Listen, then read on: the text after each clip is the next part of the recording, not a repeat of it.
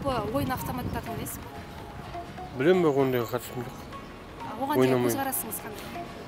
Қарсымын. Адамды азғырады. Ешқандай ондай қызықтырмайды. Қарсы. Ұнамайды. Балдардың целый день отырғаны мені ойландырады. Ата-аналар мысалы білмейді, целый день бала мектепте де ойлайды, на самом деле ол мектепте емес, ана жерде отырады. Мектептің бұрыштарында, бер жағында нелер бар ғой? Сонда үйден ашып қойған ойынханалар. Енді солардың ішінде отырған балдарды көрсем, ана балаларды аяйсың ғой. Кіріп кеткен ойынға қиын ғой. Болашағымыз үшін. Ойын автомат негізі қайт жоқ қой. Өзіңіз ойнайсыз ба? Жоқ, мен ойнамаймын. Кешіріңіз, сұрағымыз бар еді.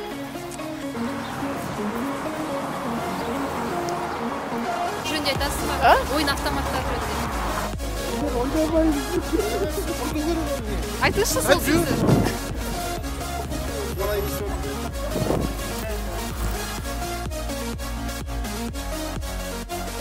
Қарамайды екен ешқалай.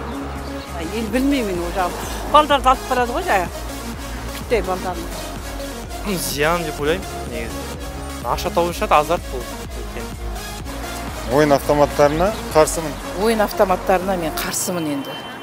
Ол ешқандай мына өскелең ұрпағымызға, балдарымызға да, жастарға да ешқандай қажет жоқ дүние сол ойын автоматтары дегенді.